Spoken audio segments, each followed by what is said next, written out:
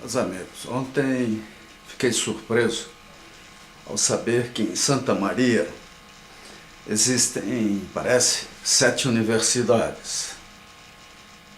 É uma cidade que, além disso, tem uma base aérea tradicional do Rio Grande do Sul, bem no centro do Rio Grande do Sul, e que, no entanto, viabilizou esse acidente inimaginável na Boate Kiss. Isso vale para todas as cidades semelhantes ou maiores. Afinal, qual é a disposição que o cidadão brasileiro tem para viver num lugar melhor? Talvez por efeito de muitos anos de regime de exceção ou extremamente autoritário, nós perdemos a capacidade, a disposição para a cidadania, a vigilância cívica. Nós parece que não entendemos que é responsabilidade de todos o aprimoramento do lugar em que vivemos.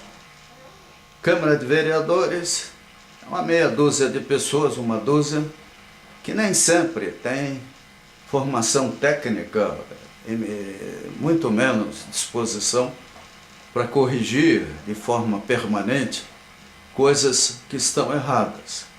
E assim vale a Assembleia Legislativa, Congresso Nacional e, paralelamente, o Poder Executivo, o prefeito, o governador, o presidente da República, por mais boa vontade que tenham, não são oniscientes, onipresentes e onipotentes. Não? Dependem demais de suas assessorias e são afetados pela tremenda vaidade que é uma rotina no meio político. Afinal, tem que ser vaidoso para gostar, e muito vaidoso para gostar de ser candidato e apostar, às vezes, tudo que tem numa eleição. Agora, e nós, engenheiros, né? Quem for sociólogo, médico, advogado, tudo, por que nós não agimos? Na área da engenharia, a omissão é surpreendente. Né?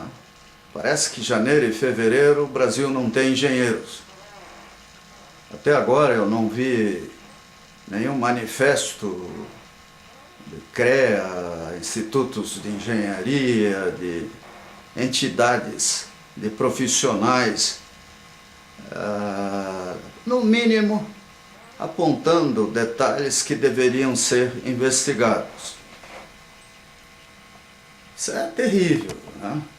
Porque um país com 200 milhões de habitantes, 8,5 milhões de quilômetros quadrados, ele precisa da inteligência e da formação técnica, profissional de todos os seus cidadãos, principalmente aqueles mais experientes. Agora, onde é que eles estão? O Ministério Público vai fazer isso, a imprensa mostra os donos da boate sendo presos, o governador diz que quer uma auditoria rápida.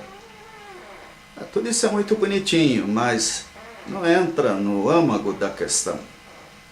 Quando a gente descobre que no Rio Grande do Sul as normas para esse tipo de local eram ridículas, quando a gente vê o corpo de bombeiros, lá o pessoal usando marreta para tirar uma parede que um caminhão com um gancho tiraria em 1 minuto, a gente fica preocupado, né?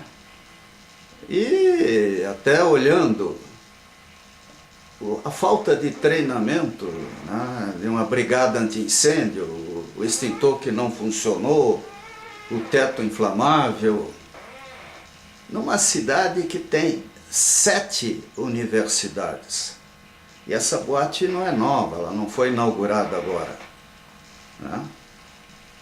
Inclusive estava renovando o alvará. Com certeza muita gente deve ter frequentado esse lugar e com um pouquinho de acuidade, um espírito um pouco atilado, poderia ter ido ao Ministério Público, à Prefeitura e chamado a atenção para os problemas que existiam lá. O proprietário é um especialista em boates, né? Ou seja, em ambientes de festa daquele tipo, mas sem informação técnica, talvez. E assim nós vamos vendo que a ignorância de uns e a omissão de outros formam tragédias, né? Como nós vimos, aquele acidente lá da Gol, em Congonhas, aquele aeroporto estava ficando impossível, até que no fim acabou acontecendo o que houve. Agências reguladoras não têm estrutura e têm gerenciamento por conveniências políticas, isso é muito ruim. Então nós, engenheiros, aqueles que têm mais disposição para se expor, para falar, nós deveríamos formar um grupo virtual aí, sem necessidade de viagens, tendo um portal, um blog, alguma coisa como ponto de convergência, um grupo de discussão, se fosse o caso, para ver o que está acontecendo com o Brasil. Nós precisamos de mobilização. E é utopia esperar isso de Confea, CREA, CAL, sei lá o quê, essas coisas aí que existem mais para definir status do que propriamente chegar às questões reais. Via internet, nós podemos nos organizar e antecipar soluções, problemas que com certeza poderão salvar muitas pessoas. E entre essas pessoas a serem salvas poderão estar nossos filhos, netos, bisnetos, nossos sobrinhos, nossos amigos. Tudo isso é possível.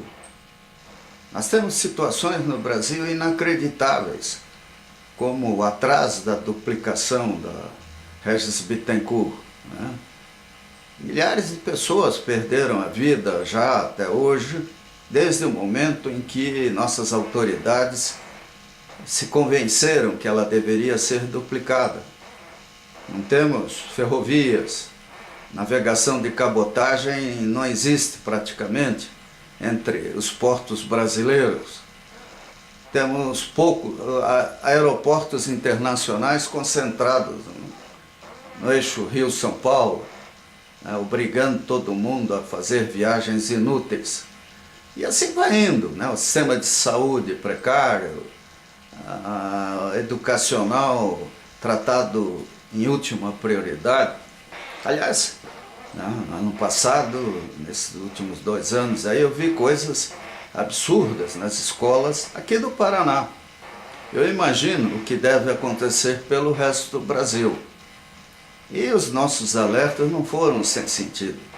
Ainda no início desse ano, 3 meninos levaram uma descarga atmosférica em Colombo. Um deles morreu logo, os outros 2 não sei, mas terão lesões para o resto da vida, provavelmente.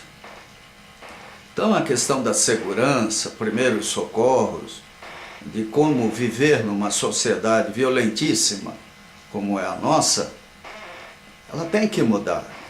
E o principal é a educação, desde o maternal até o último ano do último curso no maior nível que existir. Nós temos que tratar sempre da segurança do dia a dia. Não é esse troço aí. Não gastam centenas de horas falando do Armagedon, fim do mundo, CO2, tá certo, isso é um problema. Só que nós temos problemas imediatos, que matam e alejam milhares, centenas de milhares de brasileiros todo ano. Então, a atenção do nosso povo foi desviada, né? Foi colocada, as prioridades dos Estados Unidos não são as nossas prioridades. As prioridades alemãs não são as nossas prioridades. Cada povo vai elegendo prioridades à medida que resolve questões mais importantes. E mesmo assim eles erram, né? Como nós vimos nas explicações sobre os problemas de Fukushima. Agora aqui ainda estamos no básico, né? Ainda estamos numa situação em que temos que resolver problemas urgentes, imediatos, que vão desde as normas técnicas, que deveriam ser gratuitas e disponíveis num portal, para que todo brasileiro soubesse como aquilo que usa e compra tem que ser feito, até leis modernas, vamos dizer assim, atualizadas e impondo padrões de segurança. Nós temos, às vezes, conjuntos de leis, e aqui no Brasil temos um fenômeno gozado, leis que pegam e não pegam, né? Porque o judiciário, lamentavelmente, é tão lento, e o direito de defesa enchendo quilos de papel é natural aqui, que algumas coisas quem decide é o Poder Judiciário. Aquilo que os desembargadores, os juízes acham que merece urgência, o CNJ, é tocado. O resto fica arquivado ou segue o caminho normal. Então, desde o Poder Judiciário, Legislativo, Executivo, né, todos, e a sociedade civil em geral, precisam de uma reflexão, né, como o próprio presidente do STF colocou, de não encher linguiça, de não fazer coisas que só atrasam, né, julgamentos e decisões. Eu já participei de, é que nem na última Reatec, né, fiquei vendo as palestras no grupo, onde um moço muito pretensioso coordenava e no fim parecia que a gente estava ali reunido para discutir os salários dos pesquisadores e não exatamente o problema das pessoas com deficiência. Então é isso que nos aborrece, nos deixa indignado, que nos faz querer até uma reforma institucional do Brasil, um novo modelo de governança, uma nova organização. Pessoalmente sou favorável a uma confederação e não a uma federação.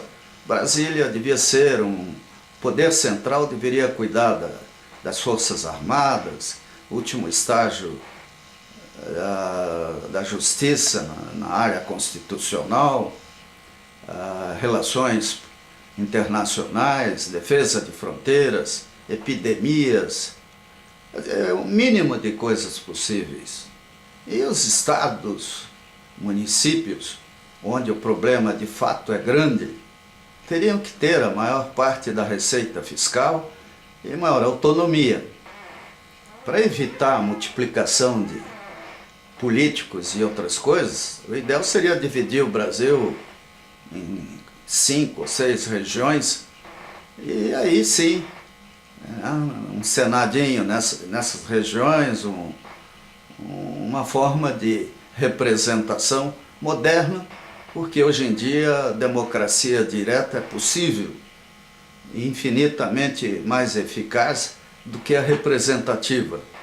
Então nós podemos, numa reforma constitucional, que é sempre um tremendo risco, né?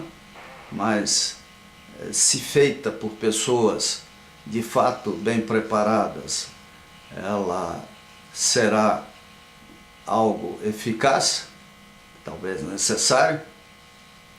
Nós teremos um Brasil muito melhor e que evite coisas como essas que nós vimos agora em Santa Maria.